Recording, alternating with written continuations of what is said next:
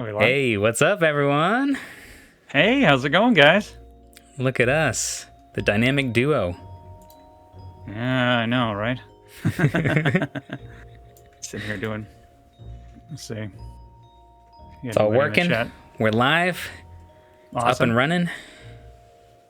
Good deal. You can see my bed in the background. That's right. You can see mine too. Pushed all my blankets to the side. Dude, do we have the same? Clean.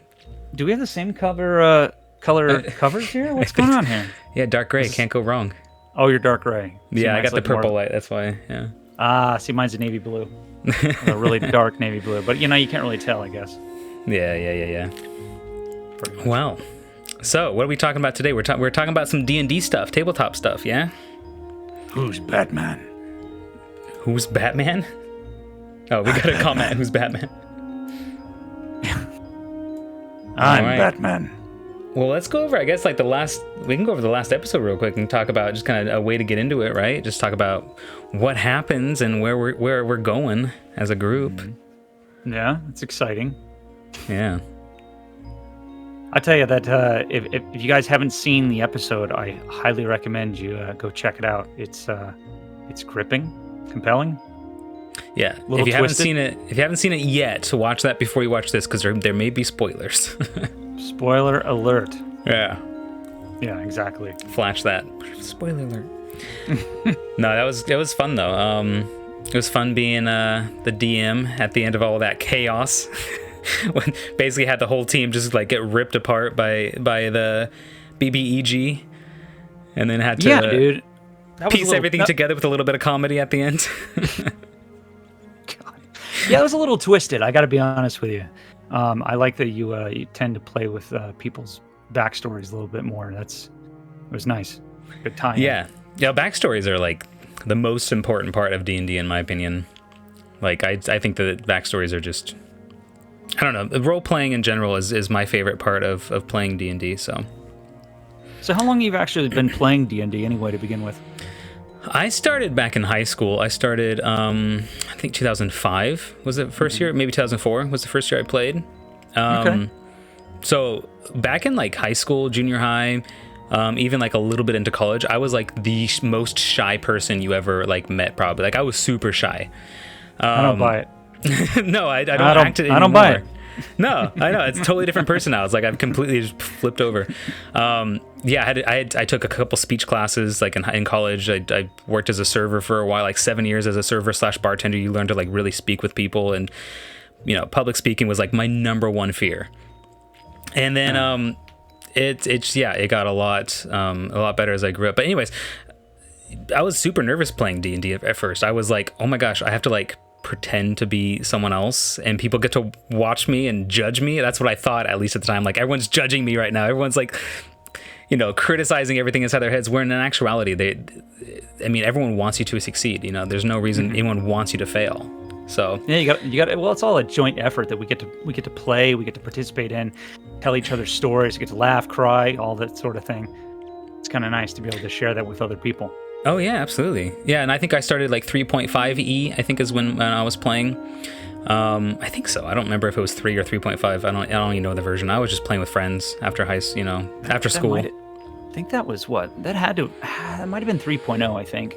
Maybe it was 3.0, okay.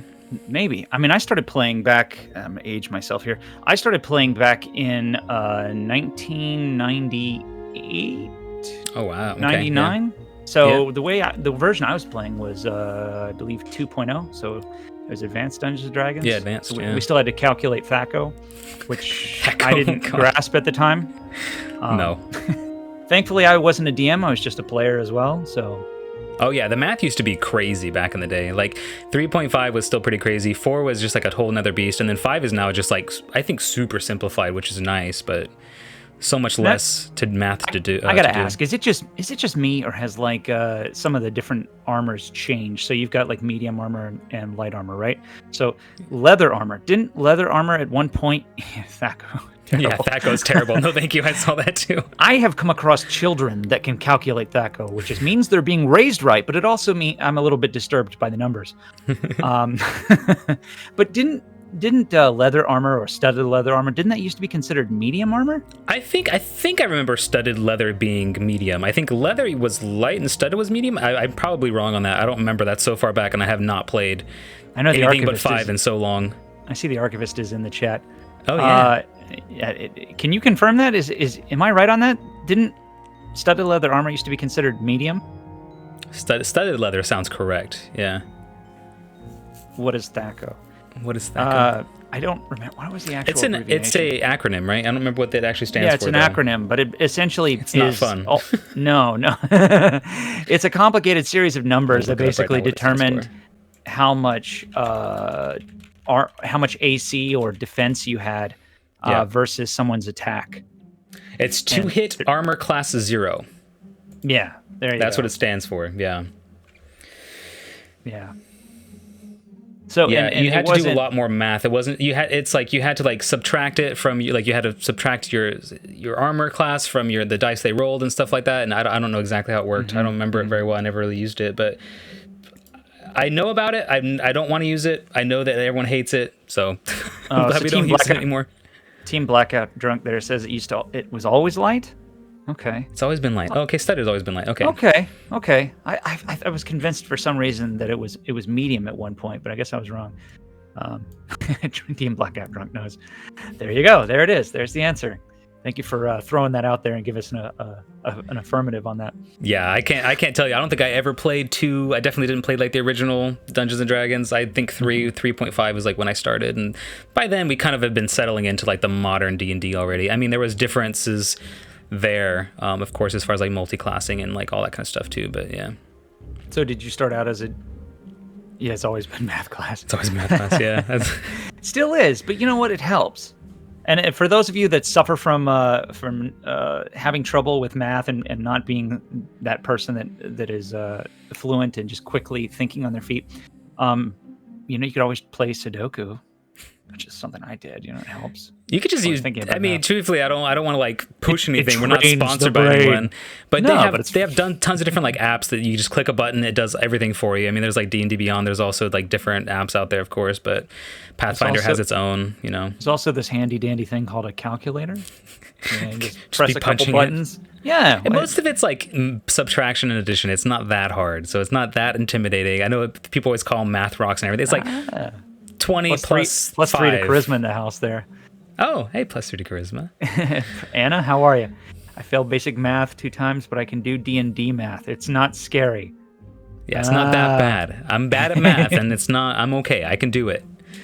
And I agree. Archivist Mirror says Sudoku, the key to high adventure. Absolutely. It's discovering. It's puzzle solving. It's numbers. Sudoku's great, and it is like the easy like addition puzzle game. Like it just basic addition, basically, basic, and you just use your brain to solve this little cool puzzle. I love Sudoku. It's awesome. Arashi, I'm right there with you. I am a big fan of Sudoku as well. I used to always take those little books with me, and every time I jumped on the plane or did some traveling or spent some time away and didn't have much else to do, rather than jump on YouTube, which I'm notorious for doing, I would certainly spend some time doing some Sudoku. But you see, Arashi loves math. That's the thing.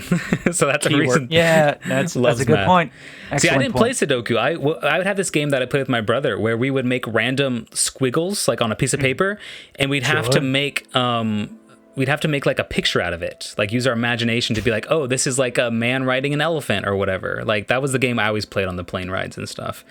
So I had imagination games. I wouldn't play math and tic-tac-toe and all that. That wasn't my thing. See, I was an only child, so like when growing up, so whenever I got to spin my adventure in my head, that's what I would certainly do. So coming to the table is just kind of like playground for me. What was your imaginary friend's name then? What's that? What was your imaginary friend's name then? Hector. Hector. Nice. I love it. Or Jonathan Rabbit, That's Oh, a 2 of great them. one. When you sit down What's and have that? some tea together. Yes. Well, see, when you're an only child, that's your form of entertainment. Until your parents get concerned about you and send you off somewhere. Like summer camp or something. Where you're What does forced the to be with archivist them. say? I accept all forms of payment at the archivist schools for wayward adventurers. Mine was Love it. Gilbert. Gilbert? That's a good name. Hope it wasn't that. Gilbert Gottfried. That'd be like the most obnoxious This is voice the in the kind of back thing of your we're head. talking about. You go out there and you play by yourself. So yeah, you've got these options available to you.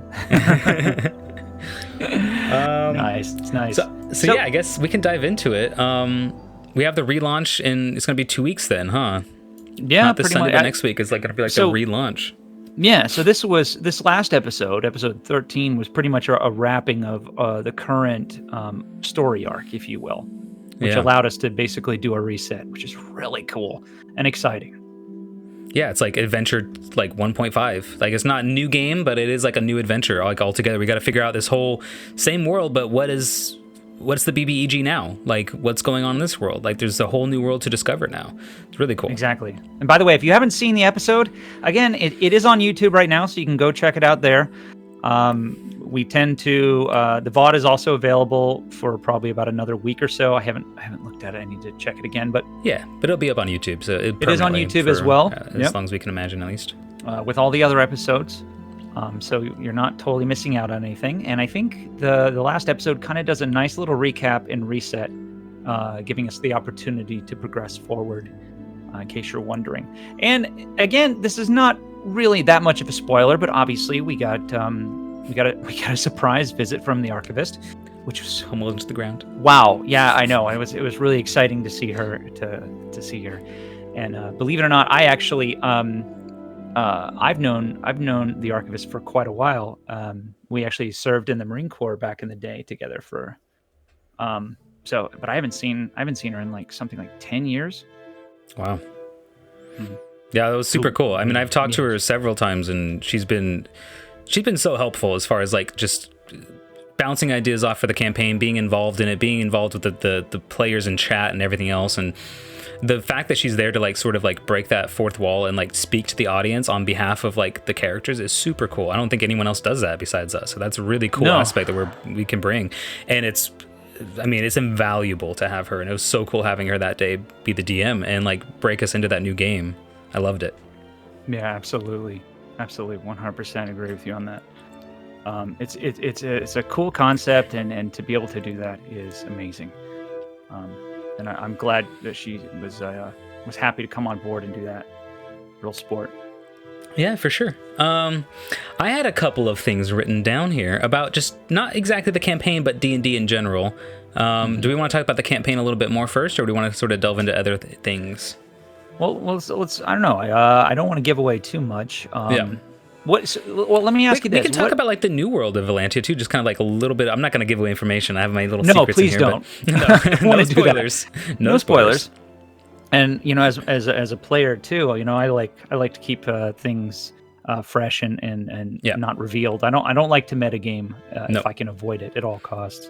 Yeah. I mean, it's pretty rare that I even like talk to my players outside the game. That sounds really antisocial, but like I'm not like, I talk about backstory stuff with you, but I'm not asking you like what your character's thinking and everything in the moment, because that's like even sort of metagaming. Like I want to see it at the table. I want to bring out those emotions and surprise people. Yeah, absolutely.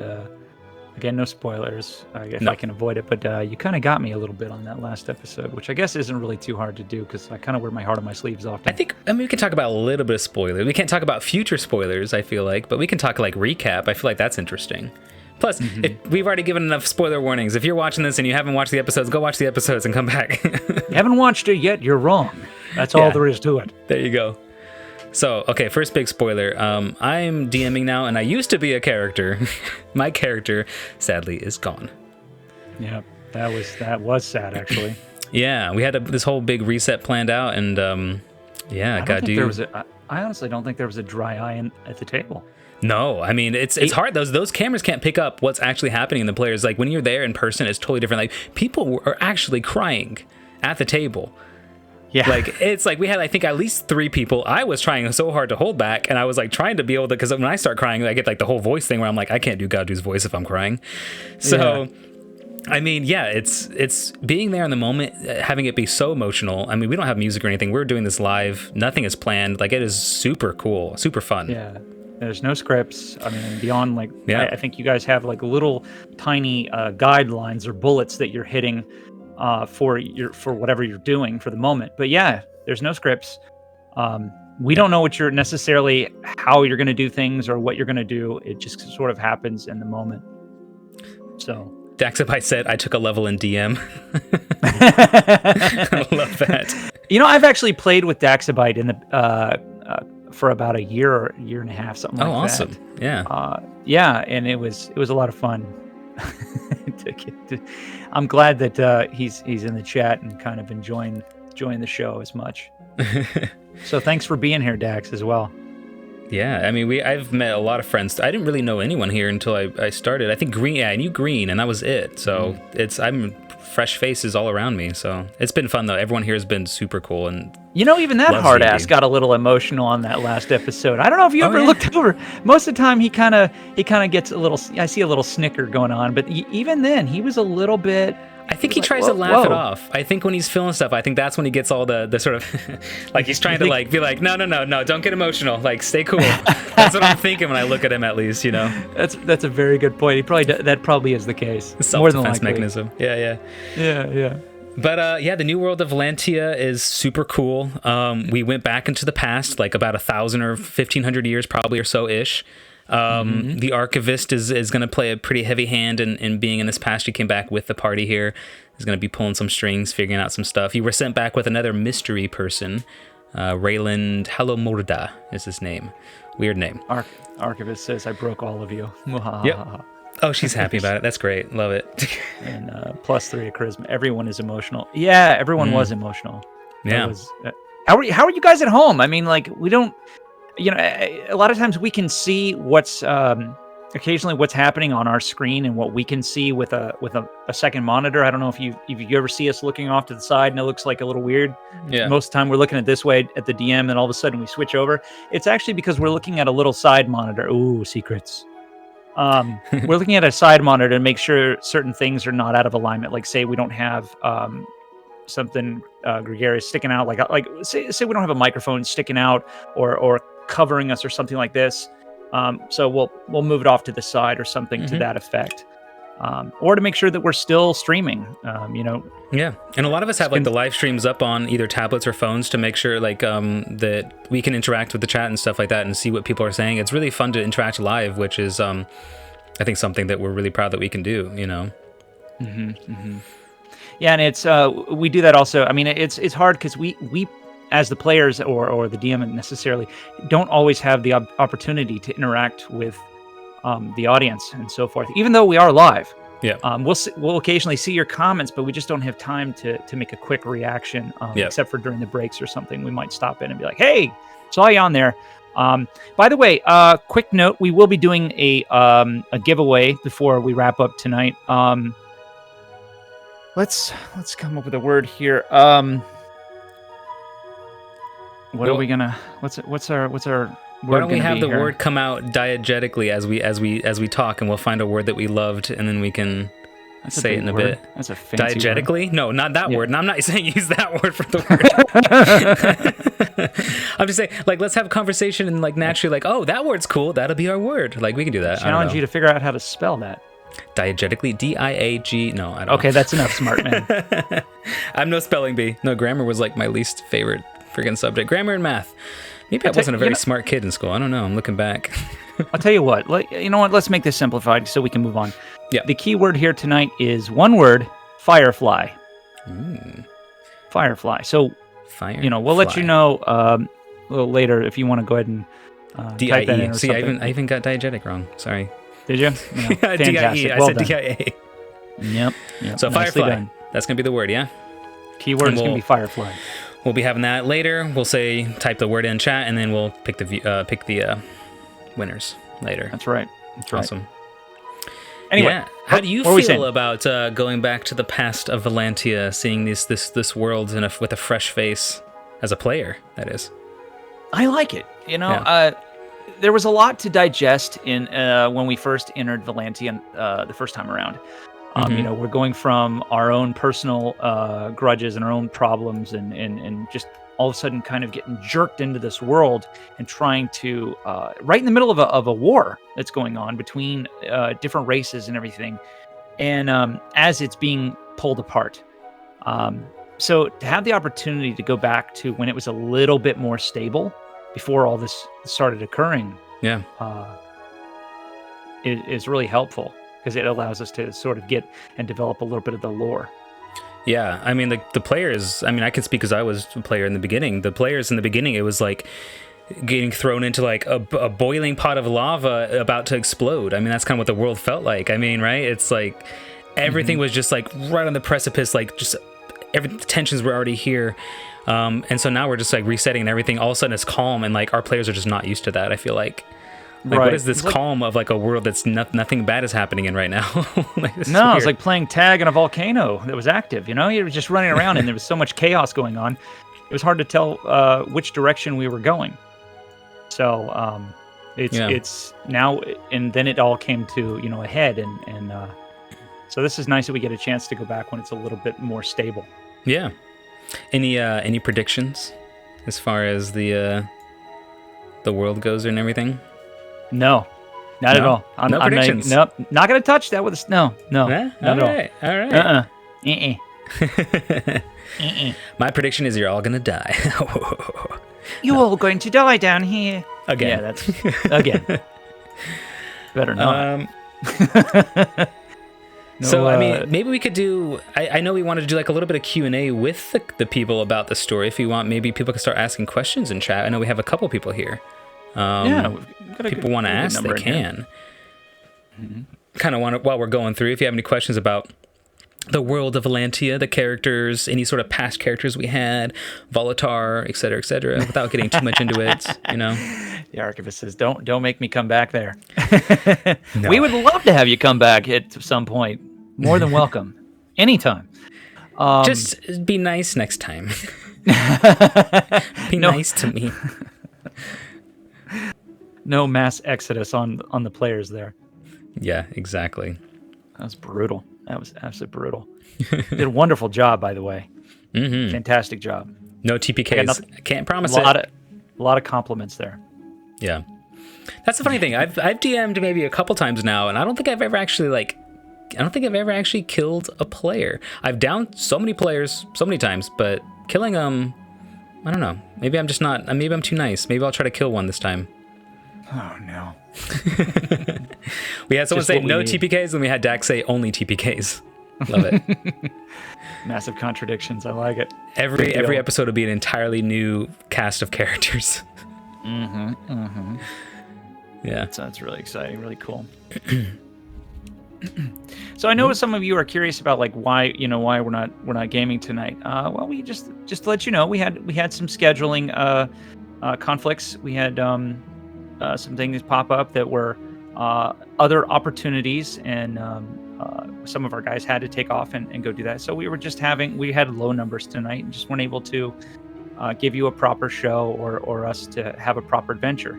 So so we're going to continue it again in about 2 weeks. Next weekend, we're going to be doing a big photo shoot for some of the projects that we have coming on for Dungeons Divided. We may still do a smaller stream of something at some point, maybe throughout the week. That's to be decided. We'll figure out the logistics of that if that's possible. So we still want to have some fun. Probably won't touch the main campaign for about another 2 weeks. But when we come back, we'll be doing it with a fresh start and the full cast. Yep. And then we're gonna be just doing it every week, main campaign, right? Mm-hmm. Every Sunday. That's the plan. Yeah, and then further down the road, as we've talked about before, we're going to be doing some other. We're going to be play testing a couple other RPGs. We've got some stories in the works. Things like one that I'm really excited about, and I've talked with the developer of the RPG, is The Walking Dead, and that comes out in the Love fourth that. quarter.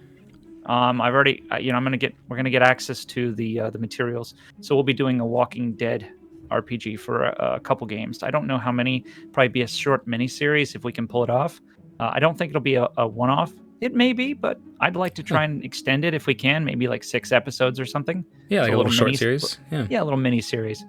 And if I can, this is not a promise or anything, but I might have a surprise. I might have maybe I can pull one of my friends in who was in the show to come guest spot. Maybe make like a single appearance or something. Big promises.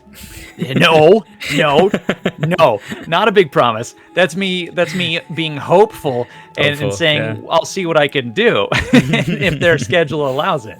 Nice try. That's the perks of just being in LA, being in the industry. It's like knowing people, Yeah. you know, it's like when you're here, it's just so much easier to like get people in the studio, you know, like if we were in like Texas or something, it'd be so much harder to like Missouri or something, you know, it'd be so much harder to get like a cast and get connections, you know, to people in the industry. But it's so nice being in LA to do this too. Well, it helps. I mean, I started on the East Coast. I worked in the entertainment industry. Yeah. In the art department as a set deck, set dresser, if you will.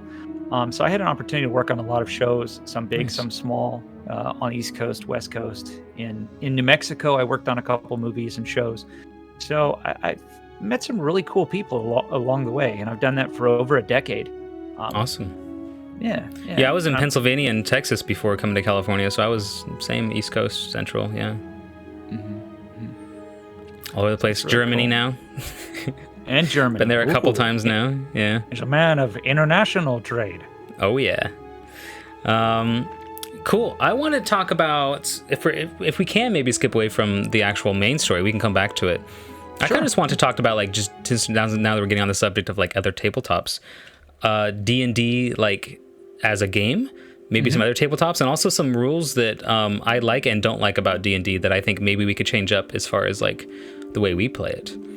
Some little house rules, huh? Yeah. So there's some house rules that I've been reading online that are like really intriguing to me and like just make the game just as balanced, but like more fun, I feel like. The first issue that I was going to talk about is, so DMs and fudging dice. What do you think about fudging dice? Have you ever DM'd a campaign as well where you fudge dice or anything at all? Well, for one, I've never DM'd. I've always been Okay. a player. I'm an Forever advocate player. of great DMing and being improving a little bit. I don't think fudging rolls. I would say it depends on the situation, because I don't want to say that fudging rolls is bad, but at the same time, I don't want to say that it's a great thing either. It depends on the circumstance. Situation dictates. I don't fudge dice. I roll in the open. Yeah, Archivist rolls in the open. That's she likes to live daring dangerously. DM. Yeah. I roll behind the table. I can say as a DM, I have never fudged dice. I have fudged HP values before when I first started DMing, but that was because I didn't realize how much damage the party was going to deal. Like several years ago, I made like a big bad end game and they killed it like in 2 turns, and I was like, okay, I need to add like another 150 HP here, make this fight go on a little bit longer. So Dax, we have different opinions. This is a very controversial issue. Let's see. Yeah, a good one. So Dax says, I firmly believe DMs shouldn't give players a chance to do something if they aren't ready for the players to get that nat 20 and get something too soon. Nice. I like that. Yeah, you should be dictating as a DM. If you make something achievable and then someone rolls it, even if there's a small chance for it, you can't take that away now. Like, you already gave them the opportunity. I do totally agree with that, yeah. I don't think you should fudge dice to take things away from the party ever. I like that Team Blackout Drunk is playing the devil's advocate here. And we get to see the other side of the opinion here. Yeah. Absolutely fudge the dice, he says. You're not helpless to the game mechanics. Your job is to provide an epic experience. Nice. See, that's a great way to put it. This is where I'm getting into my new opinion of fudging dice as a DM. I think you should not fudge dice. I've never really found a good reason to fudge dice outside of combat. I feel like if you're making puzzles, if you're making traps, if you're making things that the players can achieve, you should make those baselines yourself, and you should make them achievable or not achievable based upon like whatever, right? But I do, however, so I started using this thing called player-facing combat, which is the players get to roll to defend themselves instead of the creatures using rolls to attack. Mm-hmm. And what I found out is that as a player, the last campaign I played, I had them fight a really powerful monster, and they kept rolling like nat 20s on defending, and I could just not hit them the entire fight. And what I realized is if you can't fudge dice for combat and the monster is never able to hit anyone, you can't like have any stakes. If you just have bad luck in combat as a DM, then you can't make something scary. really. So that's the one time I found as a DM where I'm like, if I was to fudge dice here, I could tell a better story. And if I could tell a better story, I think that supersedes the math of the dice. So here's another way of looking at it. You're not so much as fudging dice as you are manipulating the circumstance for the players. Or actually, forget the circumstance. You're manipulating the players a bit. And maybe manipulation is, I don't want to say that because that has a bad context. That's not what I mean. That is absolutely not what I mean. I should say that keeping them in suspense and intriguing them a bit more, luring them into a situation that or a story arc that could present a new option for them, like a new path. Yeah. So that could be the case. I love the fact that random chance opens up so much more improv, though, as well. Like, what do you do when things fail?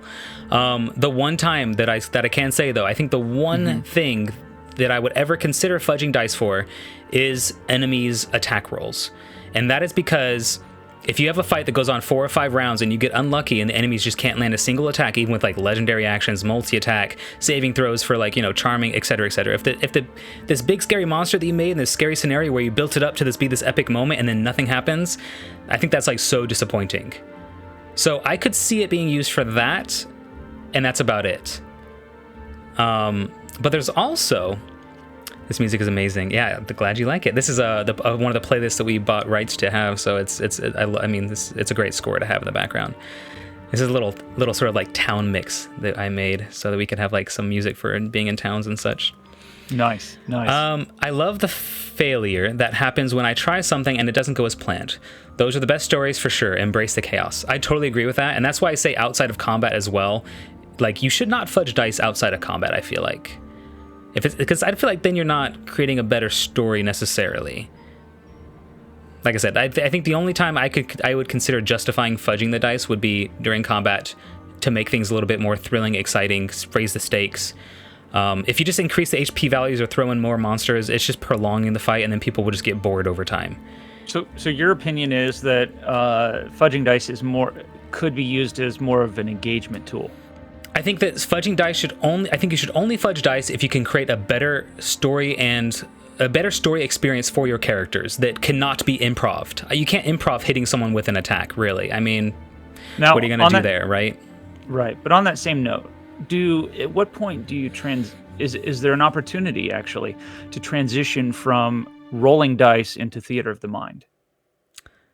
I love using theater of the mind for everything, actually, even combat. Like, what I like to do in combat, and I try to do as much as possible, is when someone misses an attack or something like that, you should be explaining everything in detail. You don't just like miss an attack. Either the arrow flies off and goes a different direction, or you clash swords against the enemy, or whatever else. It's not just swing, miss, swing, miss, swing, miss. Like, everything should be theater of the mind in D&D, and then you're just sort of enhancing that with the miniatures and whatnot you have on the board and the role playing and all that. But the theater of the mind is so important. We have a couple of people saying they think I'm fair as far as like talking about combat, so I feel happy. No one disagrees. But that brings me to another point. I can go into it later as to another option that I felt to maybe fix that combat aspect that I had. We can talk about it in a minute. I want to make sure I don't go off too far. By the way, not that I want to detract from that, but I forgot. I'm actually wearing the famous Click Clack shirt from +3. I don't know if you saw that today. Just thought I'd throw that out there. I definitely saw that dice being raised by. That's Click Clack. Is that the one? That's Click Clack. Yeah, Click-Clack, yeah. They've got a number of different goblins, and like I said, there's a project we're working on with +3 to Charisma in the works. And I can't wait to share with you guys once it's done. I'm super, super excited about it. Actually, I just wish I could have met them. You met them at the convention, right? Mm-hmm. Yeah, I wish I could have been there. That would have been fun. Yeah. We'll have more opportunities. Actually, we're trying to see if going to Comic-Con LA is going to be an option with them. Oh, that'd be super coming cool this year. So that's going to be, I believe that's in December, if I'm not mistaken. It should be the first week of December. I'll have to confirm that, but I believe that's when it is. Nice. We're trying to see if that's logistically possible to join them on that. They made the offer, so they said they're planning on LA with all of us. That's awesome. Yeah, they're on board. Very cool. Very cool. Yeah, I would love to be there next time to meet everyone, because I mean, I love everything that's been provided by them. It's all been awesome stuff, like the dice trays, the shirts, the dice, everything they've given to us has been super helpful and awesome quality too. Johnny and Anna are wonderful people. It's Plus 3 to Christmas at December 1st to the 3rd is going to be this year. Yeah. Okay, great. That's what I thought. I thought it was the first week of December. Yeah. Excited. Yeah, Nice. Good. I know we had a good time last year doing it. We actually went the first night and then tried to go the second day. Went a little too late and the streets were packed. There was nowhere to park, and I drove a mile and a half. In a circumference kind of thing, trying to find a parking spot. So I was like, oh, maybe I'll just park somewhere a mile away, mile and a half away, whatever, and then just grab like a little Uber or something into the convention. No, didn't happen.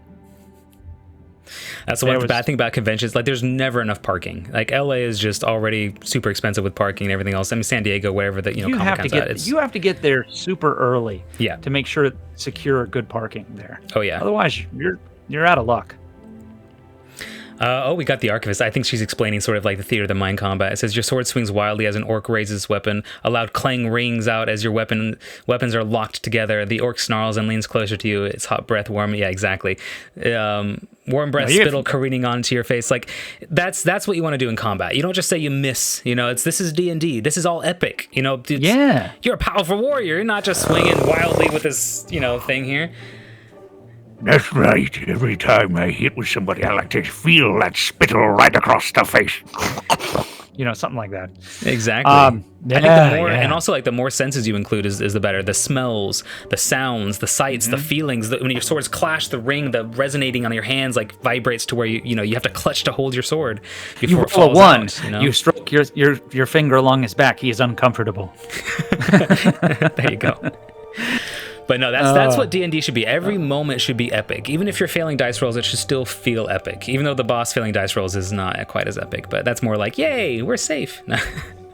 Anyways, so that brings me to what I was going to talk about next, which is like the player-facing combat rule. Mm-hmm. So a lot of people don't know what this is. I've been trying this out, and everyone I've been trying it with loves it. So D&D, I feel like, should be from the perspectives of the players, like at all times, right? The DM is telling the story. The players are the ones in it. And the people watching, they're experiencing the player's viewpoint, pretty much, for the most part. So in combat, it can be boring when it's not your turn. You're waiting for something to happen.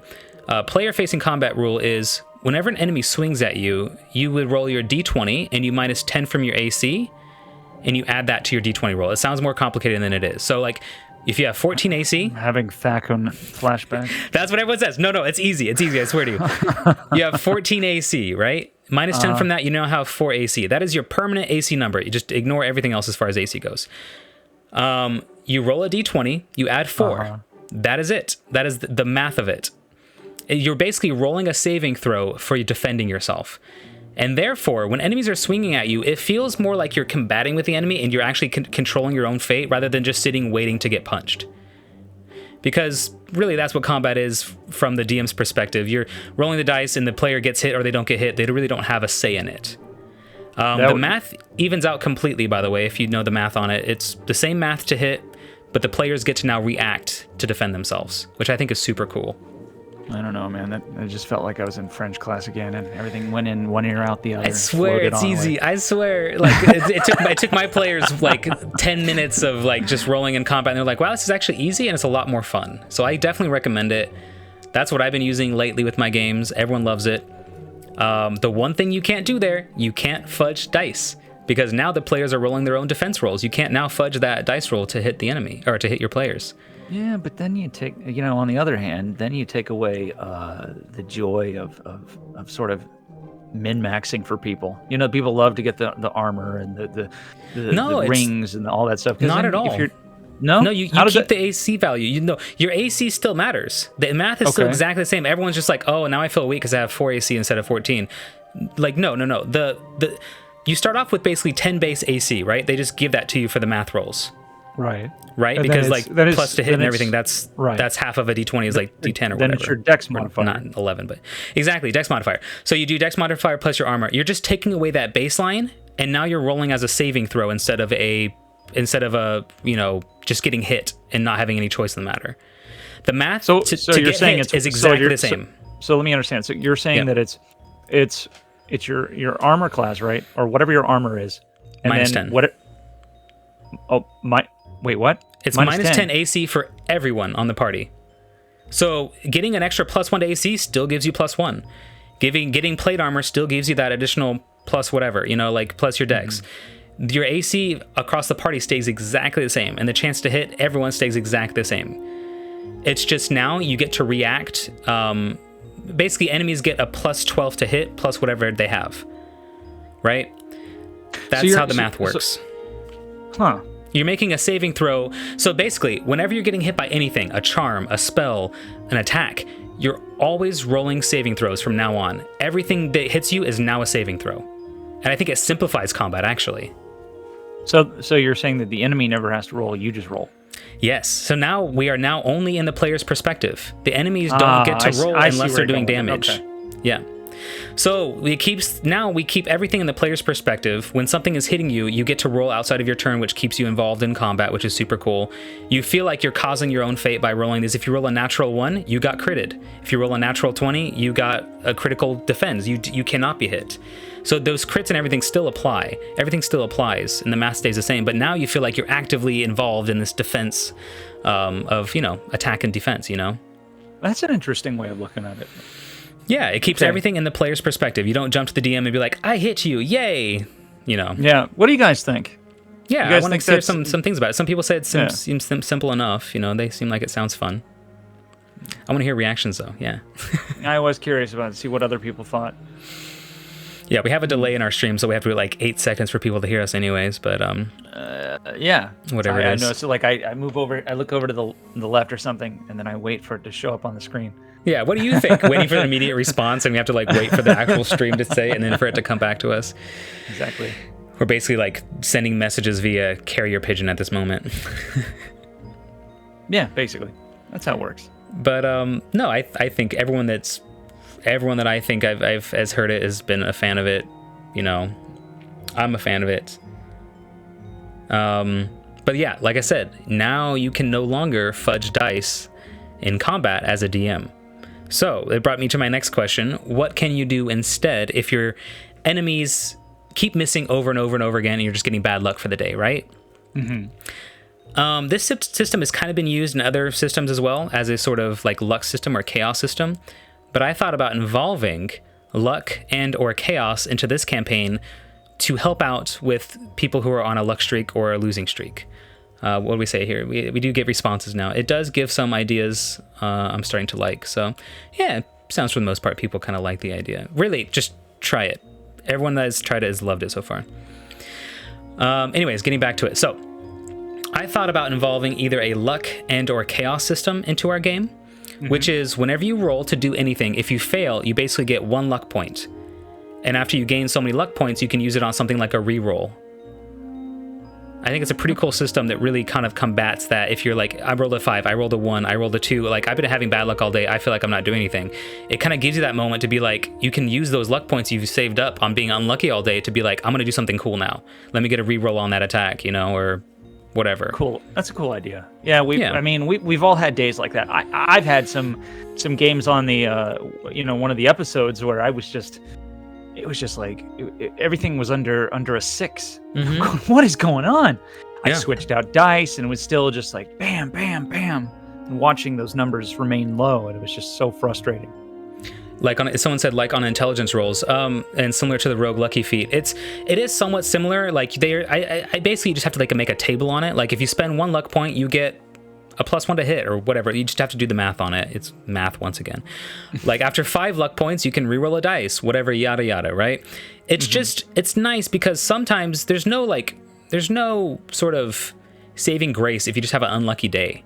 You just feel like you're so useless. You feel like you're not doing anything. Like you said, like if you just keep rolling low all day, it's like, well, shoot, like I'm not doing anything. It's a nice sort of payback for that, where it's like, you've been unlucky all day. Here you go. Here's the way back into the fight. You know? Yeah. I like that. I like that idea. And also, it kind of gets rid of that problem that we had with the player-facing combat. If you keep rolling so well the whole game and the enemy keeps missing over and over and over again, I can give you disadvantage on your next defense roll. It kind of gives me a little bit of an edge to bring that enemy back into combat and give him a little bit of striking, as concept there. Like the gold star concept. Yeah, exactly. Here's your sympathy points. But but it also has its own sort of thing as well, where it's like if you roll well, then you take away luck points and you can even out at 0. So it's like, oh, if you're unlucky and you don't use those luck points, they'll go away if you start rolling really well. So it does balance itself out eventually. Like you don't keep them forever. I like that. Yeah, I thought that's a cool idea. And then the other one was like the chaos sort of idea. This comes from like Warhammer Fantasy. I think 4E uses it. Basically, if you roll a dice, you can choose to re-roll that dice, which is invoking like the gods of chaos, basically. And you get to re-roll that dice upon your choice. And then the DM gets to decide for re-rolling that dice what is going to happen to you as far as like to level out that sort of balance. You could get cursed if it's like something really important, like, oh, you roll to re-roll, like a last hit to kill a boss or something. They can now give you some like random curse or something, like whatever they feel is equivalent to whatever they just gave you in return. So it's a sort of give and take system. But you can invoke that right anytime by rolling like a chaos dice, basically, which is cool. Like you can choose your own fate, basically, so to speak, but you do get backlash for it. Okay. I thought that's kind of another cool system. I don't know. How do you feel about that one? I mean, like Warhammer is like there's if you roll a dice and get the reroll, you can get like a tentacle growing out of your head until you get it like a healed by healer. Like you get actual like the chaos starts affecting your body, which is kind of a cool idea, but you have to. I mean, whatever keeps things interesting and engaging when things start going a little stale or a little slow, I can definitely see that coming into play. Mm-hmm. I used to have when I was doing Pathfinder, I played Pathfinder for about 3 years when I was in New Mexico with some people, and I had a half ogre, and we had like a CR rating of 1/2 or something. So basically, every other player was one level ahead of me to make it fair, to even it out, because ogres are incredibly strong. We made him a medium player, but he was at the very brink of that height thing, and he also had like a 20 plus in strength, and again we made him incredibly dumb, and his charisma was like just okay. And I made him so that he was. I had what I called the morality die, and so I would, whenever things started to get slow or just get a little on my end, would start getting a little boring or something, I would make things interesting and spice it up just by rolling what I called the morality die, and it was like a 50-50. Yeah, 50-50 of doing something incredibly stupid. I figured. And like one thing they were talking. Other players were talking with a giant rock. One-shot games, test these games, play match. Yeah, we are planning on doing that with some one-shots. We have some other one-shots coming down the pipes. I know that Ariana wants to do a sort of Pokemon RPG. She did talk about that, yeah. And we are planning on doing some more secret ones, like some sort of home brews that would be a lot of fun as well. So yeah. Yeah. I've got one that I'm working on as well. We might be using the D&D system for these, but we also might be using like a Cypher system or something instead, because those are a little bit more like freeform. I don't know if people know what Cypher is, but Cypher is like a tabletop roleplay system that's more based around like being neutral. So you can play like Cyberpunk, or you can play fantasy, or you can play whatever you want, and the dice that you get and the saving throws and stuff you get are all, baseline. They can be used across any sort of anything, which is really cool. Yeah, I mean, I've seen some other systems out there that are basically like successes and fails. You have like a set amount of dice, like 6-sided dice or something. Yeah. But as I was saying, the morality die was basically like a 50% chance in determining whether I was going to do something stupid. And one of the times I actually had the character climb up a tree and take a bite out of a giant rock. When I say I mean ROK, like the giant bird, and that they were communicating with. Okay, the party was communicating with it, and my guy just got hungry and bored and decided he was going to climb up there and try to. It looked delicious, like a giant turkey or something, and so he tried to take a bite of it, and it threw him across the valley, and yeah, that was interesting. I mean, sometimes you need those types of characters though, because like the games sometimes do run a little bit stale, and sometimes the party has like just all one mindset, and there's no like there's no chaos in it. You know, you need a little bit of chaos in drama in a game to make it exciting. So that's a good way to kind of throw that in there. Yeah, well, the thing is, as soon as I picked one up and I would look across, and all of a sudden I got our paladin looking at me, just going, what's he doing? What's he gonna do? And he knew something was coming. He would just giggle and look and just stare at me and just wait. He's like, here it comes. And, It's like and this is embrace the chaos. Embrace the Exactly, chaos, yeah, guys, Dex, exactly.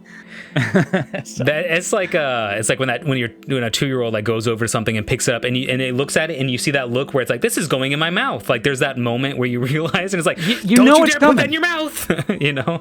Or the cat, for the cat lovers out there, the cat when it's just about to it sees your glass of water or whatever you have on the side of the table, and it's like don't you do it. And Yeah. the cat just looks at you defiantly and goes thwack.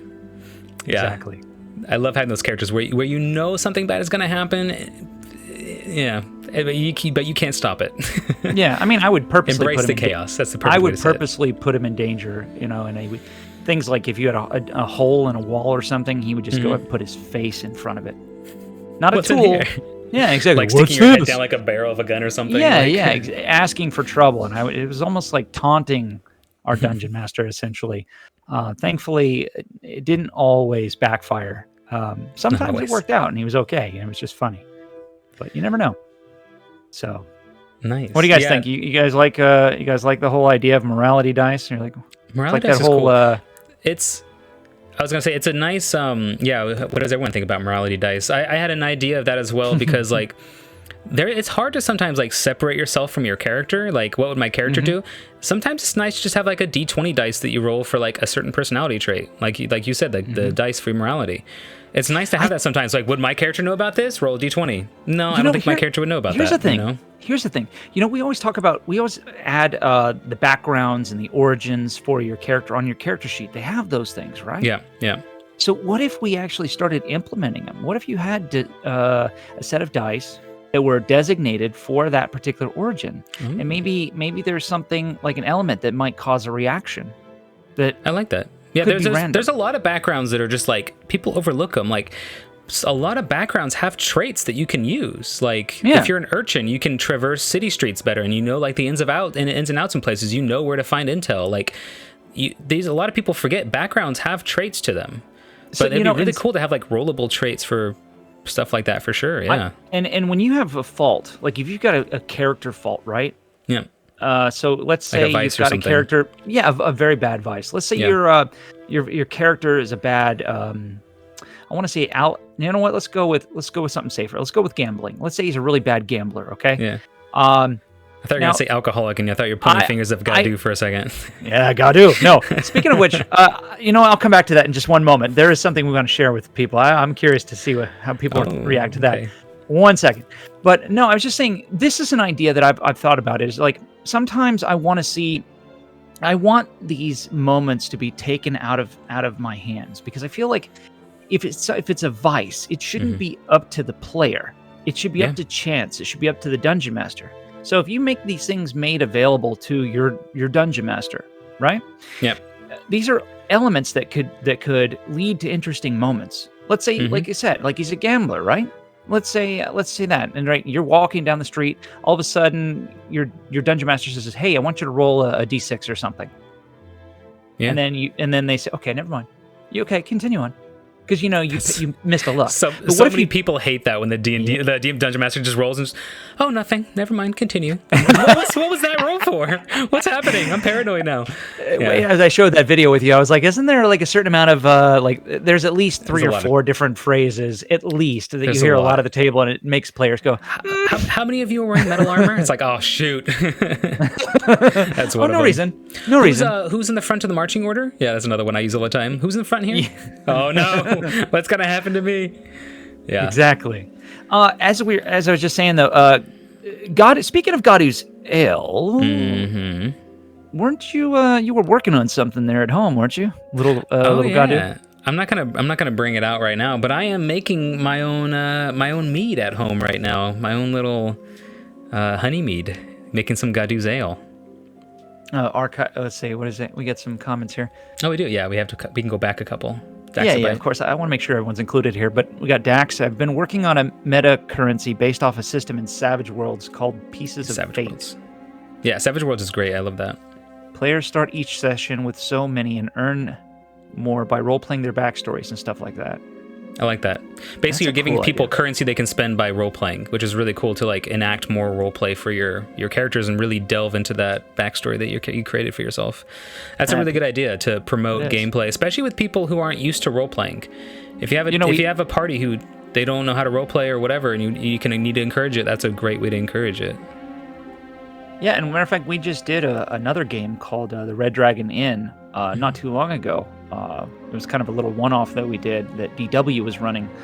And that was all about the chances of gambling with a set amount of money and basically trying to winner takes all kind of thing.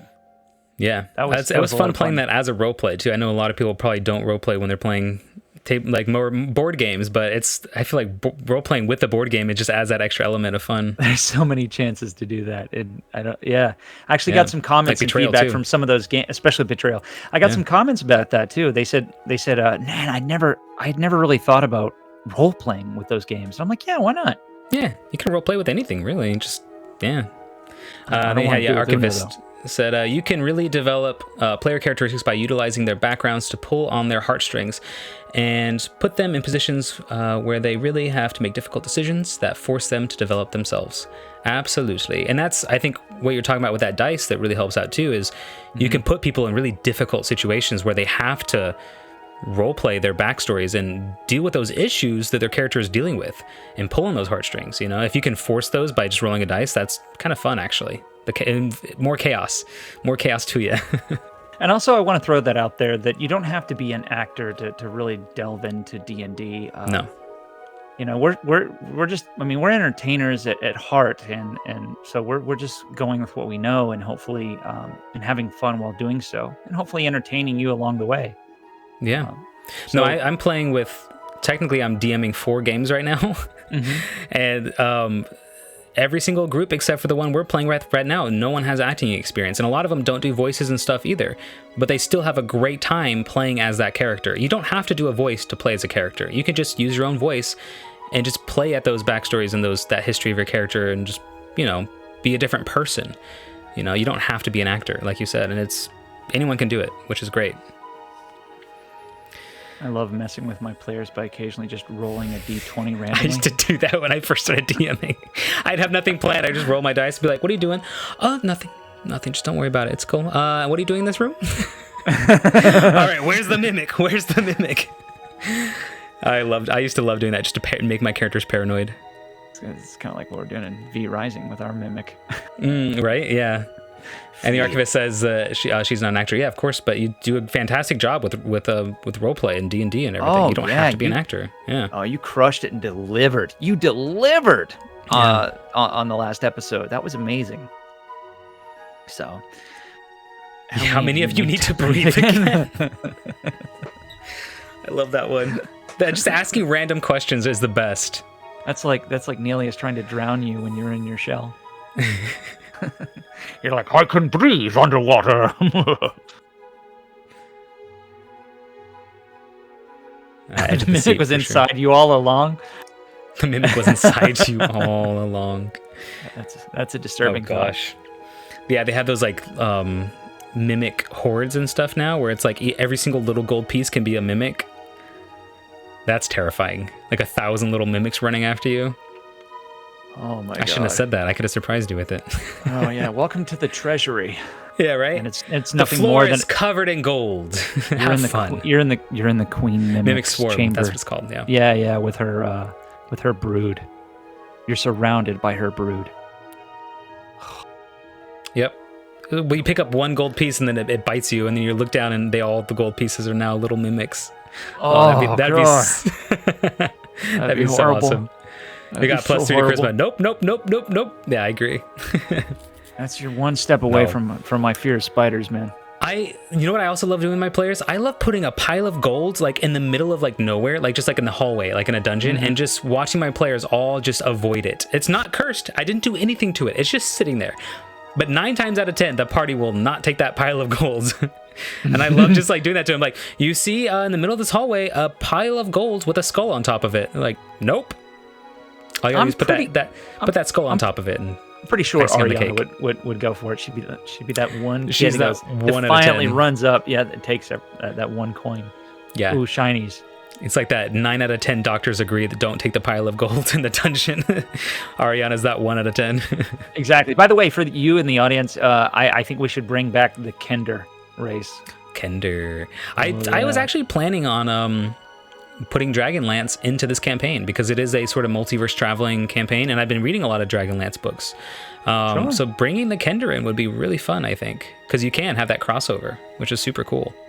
Yeah, I mean, and Valantia is made of dimensions. You know, it's pulling from one world. It pulls from worlds, huge chunks to fuel itself. So I would think that's a great idea. It's basically it's a microcosm of black hole. Yeah. You know. It creates all these little black holes. Basically, it just sucks out pieces of the multiverse and adds it to its own. So you have all these dimensions of these different games and such, which is such a cool idea to work with as far as a campaign. It's very difficult, but very cool. The Kender didn't go away. No, they didn't. But you don't see them played anymore. You don't. You know, I think there was a lot of talk in the community about them being bad because players were using their race as an excuse to steal things. Oh, I see. Yeah, because they have that whole aspect about like they don't know about possession and stuff like that, and they can be kind of toxic in a party, I guess. Yeah, unfortunately. No, and I it's think not to say that they're not a playable race and that they aren't worthy of playing. I'm saying bring them back. You know, I'd like to see more of them. But the Kender is really interesting class because like they're not outright like they are chaotic, but they're not like outright bad or anything. They don't know what they're doing is bad. Like they are usually kind-hearted, like good, you know, people, even though they are very curious and very like, you know, chaotic and love sort of causing a mess. Like there's actually, I was talking about the Knights of Solamnia, like, and I know there was a comment talking about when I was doing the Solamnia build, I was saying like, oh, you could be a Kender Knight of Solamnia. And someone was like, oh, a Kender would never be a Knight of Solamnia. The Kenders actually have their own Knight of Solamnia like group, actually, which is, I don't remember the name of it, but they created their own Knights of Solamnia to like uphold justice and stuff like that. So you can roleplay it to be a very justice-serving, good person, Kender, that just doesn't know social norms, basically, you know? Just a klepto. Anyways, just a klepto. Yeah, well, you don't know you don't understand possession, so you just like, you take things, but you still are a good person. That can totally be a thing you could play. Yeah. Arashi, I would go for the gold. You need the funds for the adventure. This is true. You do. It's a circular argument, right? Yeah. Kind of like what the whole the thought behind the yeah. If you get cursed from grabbing that gold, you can always pay a priest to get rid of that curse, and now you just have a little bit leftover gold. I mean, there you go, right? Yeah. Gold can buy anything in D&D. You can even resurrect your people with gold. So technically, unless it's the werewolf curse, then by all means, go for it. That's awesome. Lycanthropy. We had Team Blackout Drunk. Dragonlance has had source material released since the 3rd edition, so no one is playing that material in general. Oh, I see. Yeah. Nah, I gotcha. Yeah, Dragonlance goes way back, and really they had their new one released. Wasn't that written by Margaret Weiss? Yeah, it was written by two of them, Margaret Weiss and the other guy, and a lot of it's Hickman. It was Tracy. Yes, I think that was Tracy something. I don't remember. I don't remember the names, but yeah. Oh yeah. I actually reached out to them to narrate one of their series. Super They've got cool. They've got a 7-book series called Deathgate Cycle.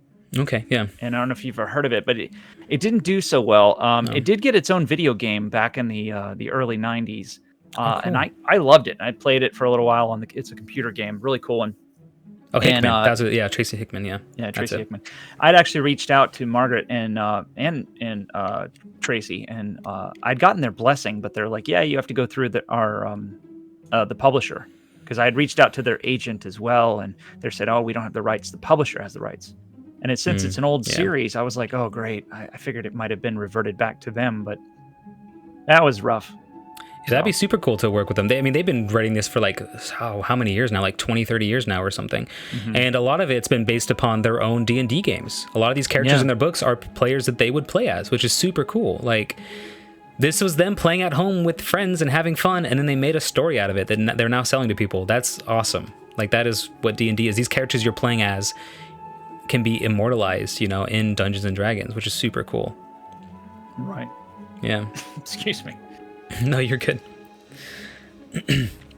But no, I loved reading the Dragonlance campaigns. I think they're really fun. They have been around for a long time. They just got the recent book, obviously, the new Dragonlance for 5e, so it's coming back a little bit, but it is a very old book, and I think it is kind of forgotten about for sure. The Forgotten Realms. Forgotten Realms, yeah, exactly. They're getting forgotten. I do the same thing with my own campaign. I use my characters as the NPCs. I do that too. There are a couple NPCs that I've written that are based upon characters that I've played, for sure, yeah. Very nice. Very nice. So they've been a lot of them. Well, if you built that whole backstory and that whole character and you had fun with it, it's so easy to just make them an NPC now. You already have all the material. An audience here. I got 11 people in the audience. Am I reading that right?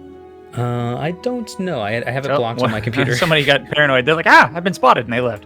Dropped out immediately. Yeah, like, scary. There we go. I need to pull the screen back up. There we go. With my notes, I think I pretty much touched on I only had like 3 little things I had written down. Most of it's just us rambling now. Pretty much. It's fine. It is what it is. It's all good. So you noticed him, senpai. Yeah. Oh, nice. And we got a new one. Here I am to take their place. Yeah, once again, if you have any questions about the campaign or just questions you want to ask the community about D&D or other tabletops, let us know. We're reading the chat, so we're here. Speaking of, I've been looking into like Pathfinder 2e, Warhammer, Star Wars, tabletops, so many different tabletops lately, and there's so many good ones out there. I know D&D gets like the big bulk of it as far as tabletop goes, but I really want to start delving into something like Warhammer or like Pathfinder just to kind of experience a new world, it'd be super cool. We got one. Are you going to use the minion mechanic from 4th edition? I don't think I have any plans on using any different minion mechanics.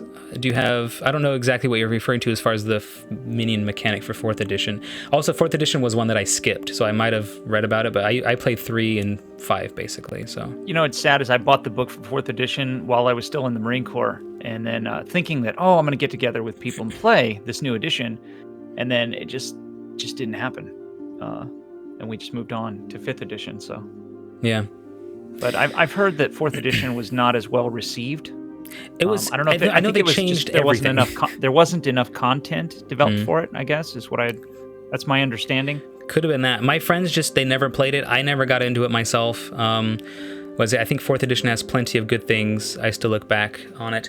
I know a lot of people. It's like one of those things where either you love it or you hate it. A lot of the community. Some people loved 4th edition and some people hated it. The general consensus was it was such a big change. I think it just shocked people, and they were fine with just staying with like 3.5. I think that was the general consensus for a lot of players. Yeah, it was basically too balanced and overly complicated. Yeah, I kind of heard the overcomplication. That's what I heard about it. Yeah, I don't know exactly what people were referring to as far as the numbers go, but I know a lot of people said that they didn't like it because of the overly complicated mechanics and such. I heard it's a lot of micromanaging. Team Blackout said it was too easy to clear, but just as damaging. As far as the enemies and stuff? Oh, it was the 1 HP system? Is that what they're talking about? 1 HP enemies that attack and stuff like normal, easy to clear, but just as damaging. Oh, I see. Yeah, I mean, that's okay. That's when you get like a bunch of enemies, like a bunch of skeletons all with 1 HP. I know what he's talking about with that. Like if you throw out 50 skeletons and they all have 1 HP, like that's fine, they all have 1 HP, but you can still one-shot the whole party with 50 skeletons, like... So there's a question from the archivist. Does Nelius remember anything from before the boat? Oh, that's a good question for the character. We have him right here, Nelius. Yeah. Let's see. So I actually do remember most. Everything that was... So everything that happened in before was more like it comes as a dream. It's a heavy sequence where he was just kind of waking up from, that point where you're half asleep. It's between the two realms of sleep and awake. You're not quite sure where you are, a little dizzy. That's kind of how Nelius's first reaction was to waking up in this new realm. After all, they were dead, right? So they had to play with time and to be able to bring them back. And that's quite a shake and shock. So I would say that again, there are some things. There's little holes in his memory, and so he's trying to piece things back together as he goes. It's not quite where it's necessarily a new person, or could be a new person, like Digo. So Yeah, I think a good example to show was like when you saw Gadu's ale on your side and you took a sip and you didn't know exactly what it was until you tasted it, and then that brought the memory back. It's like waking up from a dream and it's like you know something happens, but you can't quite pin your finger on it until something jogs that memory, kind of, you know. oh, that was a really nice moment to pick out. I like that. That was the one I That- thought of first when you were talking about that. Yeah, you know, when you said that, that kind of brought a smile to my face when we were at the table. I was like, Yeah. I was like, dude, thank you. I kind of looked down. I was just like, yes. Yeah, That was that was a really good moment. I want to find things that can sort of tie you back towards the first campaign, your characters, to sort of let you relive moments and maybe also bring back memories and also give you a chance to redeem yourself or maybe have a moment with a character you never had before. Stuff like that I think is really important to have. I might actually ask there was a moment you also brought up with Nelius on the back of the cart. Yeah, You that said moment, when yeah. he's doing that little kick in the legs thing, just kind Yeah. of sitting on the edge of the cart. I might ask our illustrator to illustrate that. It's nice, yeah. 'Cause It's that those was little moments like where you incorporate, Yeah. you know, your character on the back when you say like just he's kicking his legs. That's such a simple but yet super visual aesthetic like choice for a character that is like awesome. Those are kind of the character choices I love. Where it's like he's not just sitting on the back of the cart, he's sitting on the back of the cart like a little kid kicking his legs, you know. We Yeah. also have a couple questions to go back on, but Let's see, start with the Rashi there. Rashi was talking about feats. So feats are things that are given to you either by a race if you choose something like Variant Human, or from leveling up. Typically you get them every 4 levels, like 4, 8, 12, 16, but fighters get a couple extra. Are you talking about my feet or your feet? No, not that kind of feat. Sorry. that was fine. It caught me off guard a little bit. I was like, wait, what? So yeah, feats allow you to sort of customize your character. It's a nice way to let you go outside of the bounds of your class to let your characters be a little bit more customizable.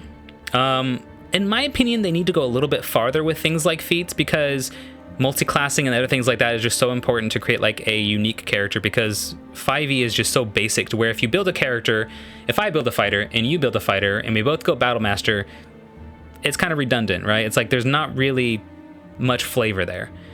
The feats help mix that up a little bit, and so does like multi-classing. If you multi-class, you get to keep all the feats from wherever you get them. You don't lose them by multi-classing. In other words, they're not inherent necessarily to your class or to some or to are your- for to your races. race. Some are Some for are. races, like a lucky, Some or there was the lucky one for gnomes. I can't remember the name of it, but you get like a lucky feat basically. Is it halfling's luck or whatever it's called? I don't remember the name of it. Sorry, but some are racial, like bound. Like Revenant Blade is like you have to be an elf, and so on and so forth. Yeah, you can read the next one since I read that one. what?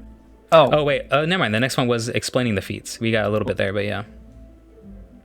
Oh, and the ones that give you stats, like some if they give you Constitution or Dexterity or Wisdom, those are considered half feats, is what they're called.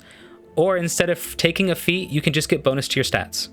Yeah. forgot to mention looks that. like Ariana's in the chat. Hey, Ariana. Hey, nice. She says, hi, y'all. Can't stick around too long, but wanted to say hello. Well, hello there. I gotta say, I wanted to say it in the chat, and I probably should have, but like I saw that new drawing of Chia. Chia drawing is pretty thick, if I may say so. She got a little bit of a badonkadonk. I wasn't expecting. I was like, oh, okay, Chia. Well, she You know, you got to be able to satyr. jump around as a satyr. I guess you got those big old, thunder thighs or whatever. Strength. It's muscle. Yeah, Anyway, muscle. Oh, but muscle. Yeah, I thought she did a wonderful job, though. That was a great very drawing, good. yeah. It was really cool. Really cool. Very good drawing. I'm like, our artist Yeah, is and amazing. by I the way, love her stuff. if you haven't seen any of the character drawings that we have done by Vivi, feel free to stop in our Discord. Matter of fact, the Discord link I believe it is working.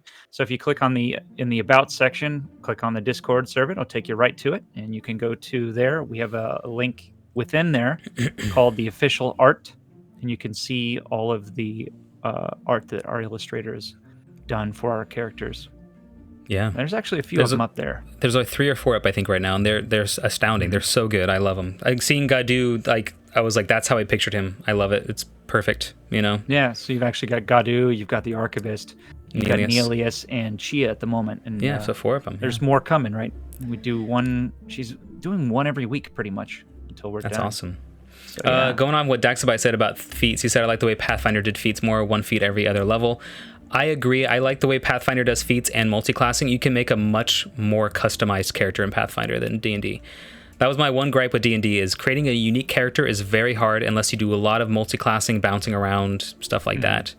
I like the way Pathfinder does multi-classing, even though it does become a little bit like everyone's a healer / fighter / ranger. You know, like it does get a little bit that way, but anyways. I think, you know what it is I think they were trying to grab and expand their player base. So they were trying to pull in people that play video games or MMOs, because MMOs were a big thing back then.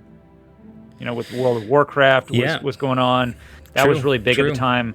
Lord of the Rings Online was coming out. They were trying to grasp some of that market. Yeah, I agree.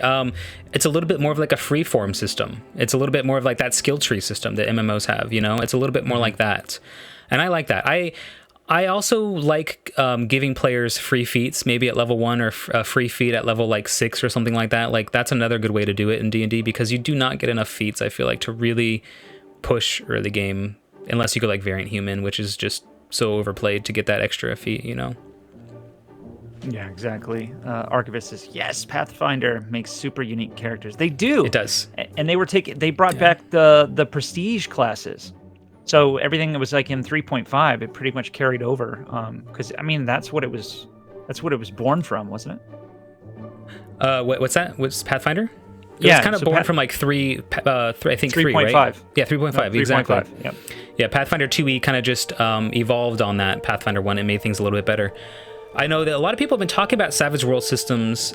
I haven't looked into them too much, but I've heard a lot of positivity coming from Savage World.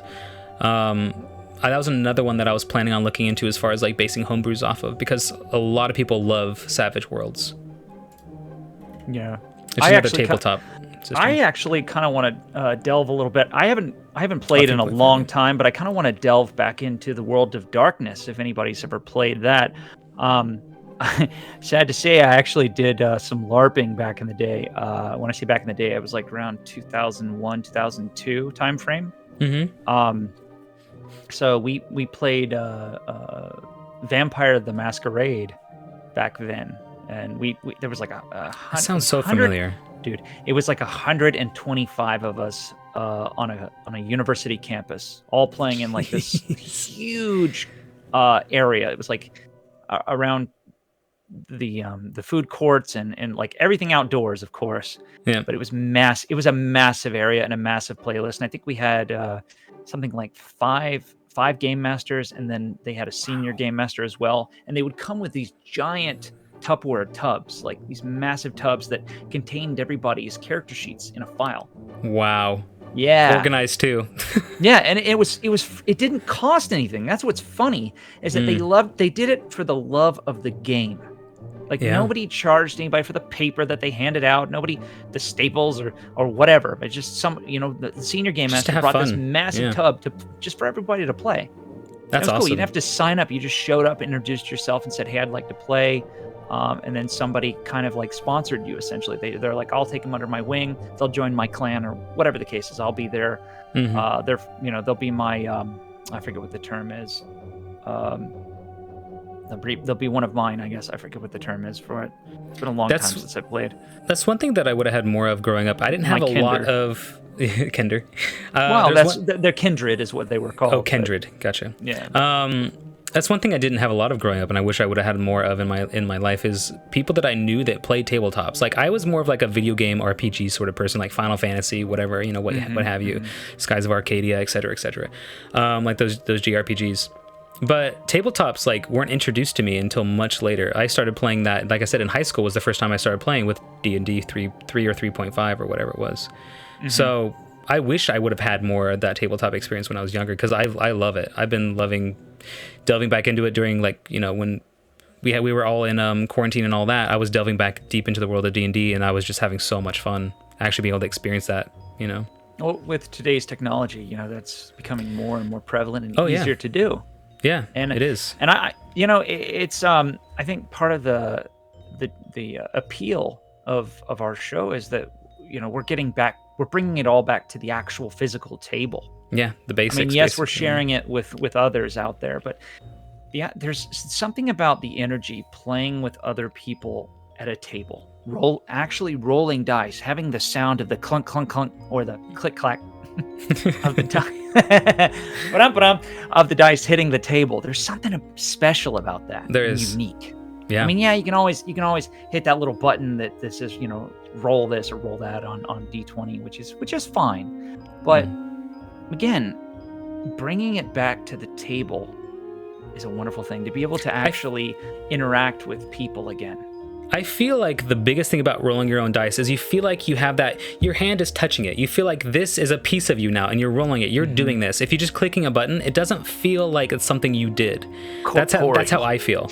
Yeah, corporeal. That's a good way to put it. It's something tangible. You're holding it. You're causing your own fate by rolling this dice. Like, this is something you are physically doing. You're literally putting your fate in your hands. You're putting your fate in your hands. Whereas if you're clicking a button, it doesn't really have that feel to it.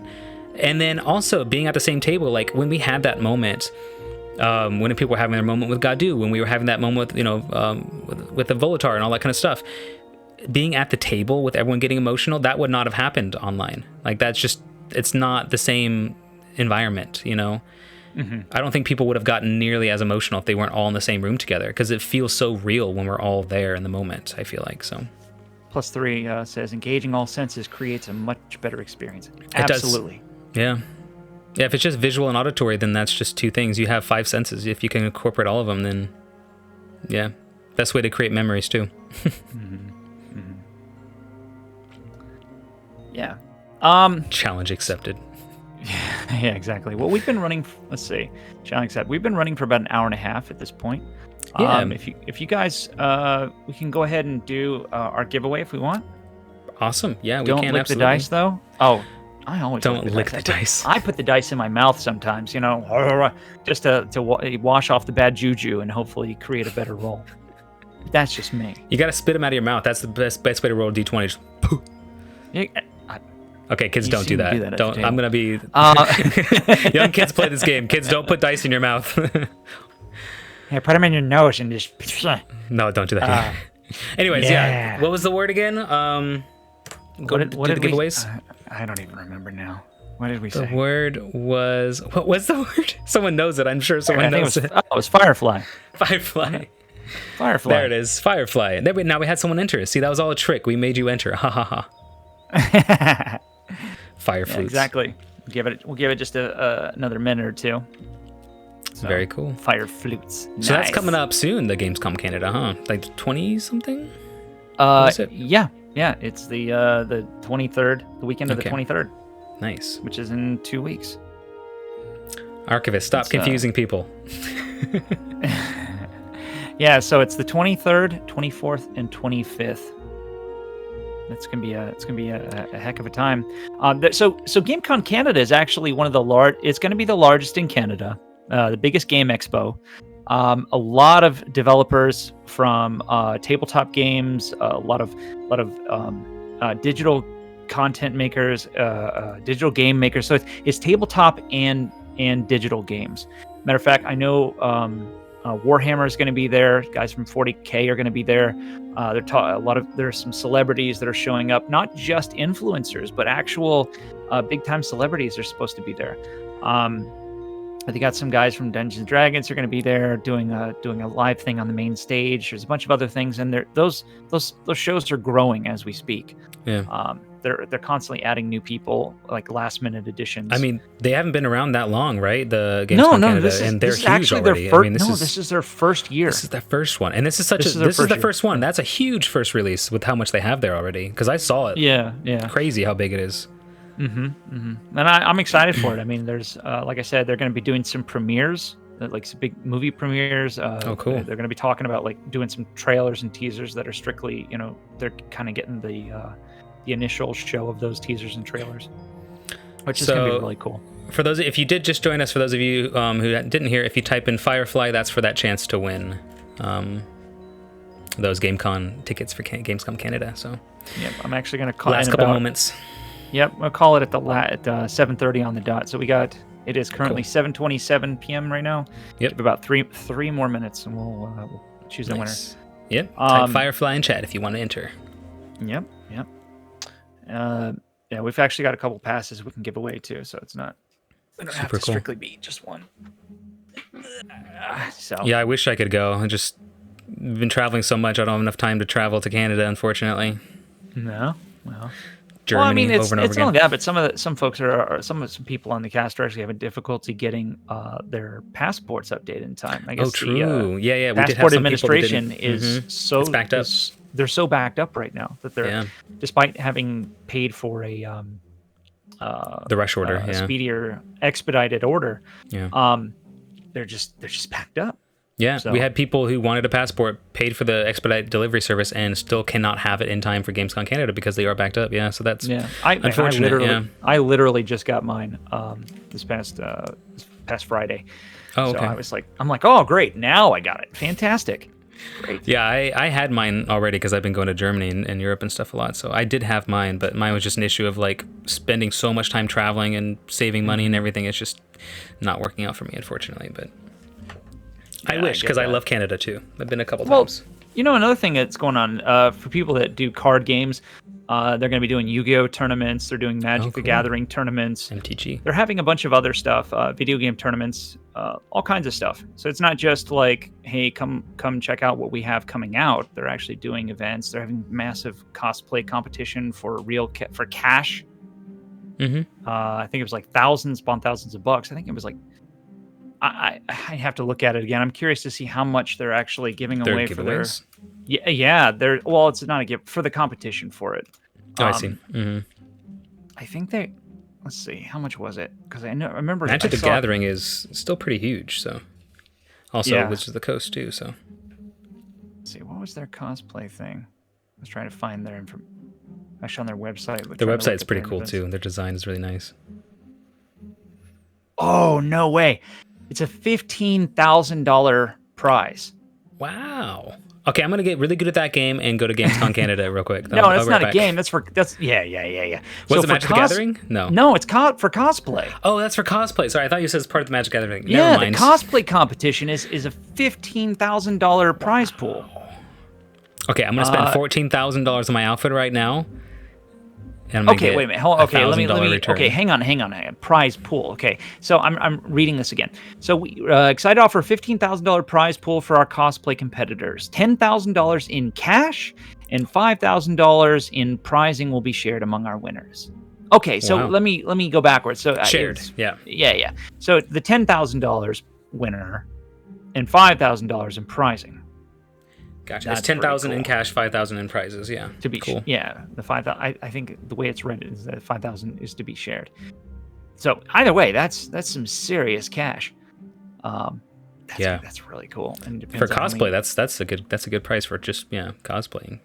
yeah, I wouldn't say yeah. just cosplaying. Cosplaying is a whole freaking profession on its own and a whole Oh, it ordeal. I is. mean, it takes people all year to make their outfits for Comic-Con and such, Yeah, there's some. I'm looking at the judges too. There's three. They've got three they got three content creators that do cosplay professionally full time. Wow. Let's see. One is based out of Ontario. They got another one. Yeah, they're so. Yeah, so all three are from Canada themselves, which is kind of cool. So they don't have to travel too much. Mm-hmm. But I guess they're pretty big. Wow, I'm looking at their photos. It's ultra realistic. Well, I Crazy. guess it's 7:30 now, so It is. So, how many is this? Okay, so Qui-Gon the Jedi. Nice. Qui-Gon. I'm sorry. Qui-Gon. the Jedi. Qui-Gon. Come Hey, man. on. Yeah, I know. Qui-Gon the Jedi.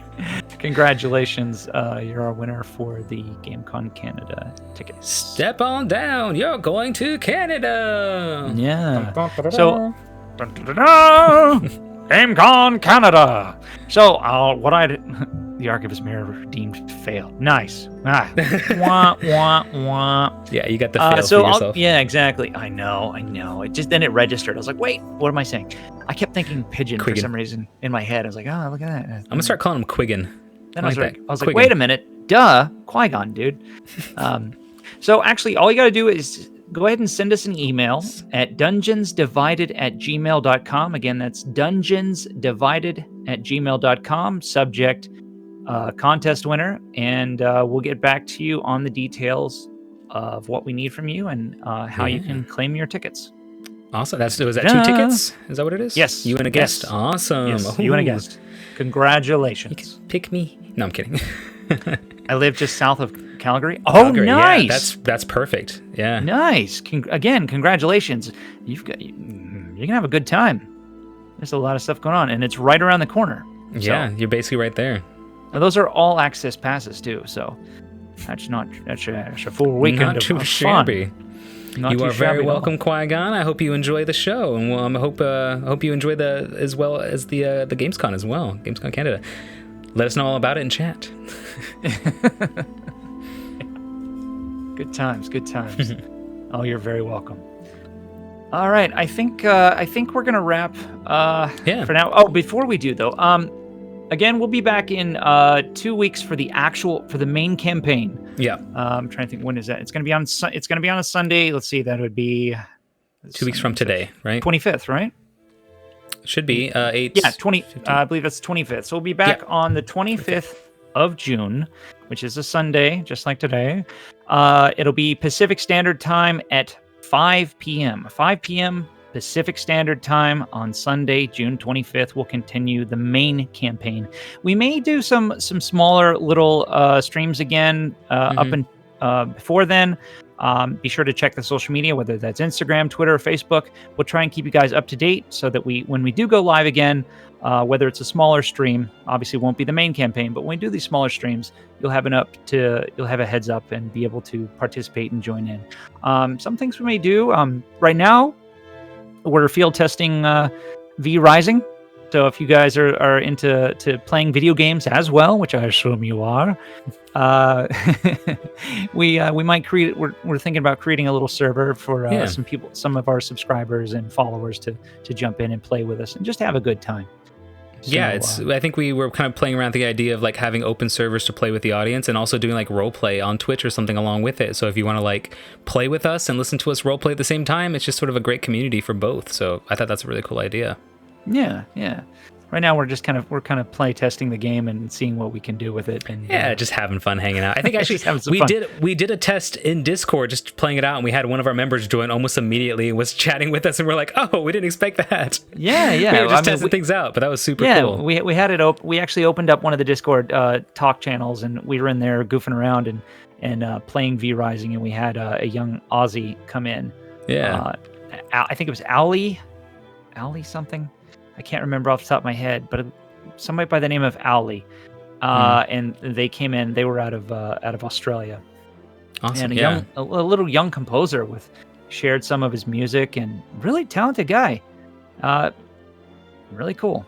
Yeah, it's so cool having like a community where people just come together, have fun, and role play, and just everyone has a good time. Yeah, what? I was concentrating on his music and his conversation.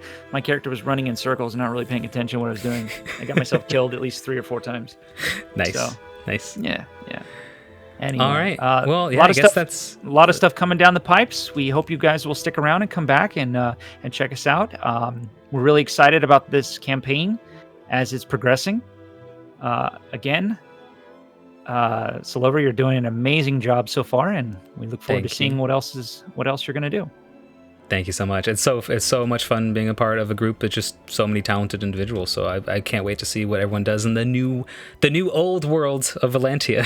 The new old world. I like that. Great. Well, guys, again, thank you for coming, and we're gonna be doing some more giveaways through eventually before this con kicks off, because I want to make sure that everyone has a chance to win some tickets. We'll figure out how we're gonna do that. We'll let you know. So, cool. All right, everybody, have a wonderful night, and thanks for joining us. Good night, everyone. Bye.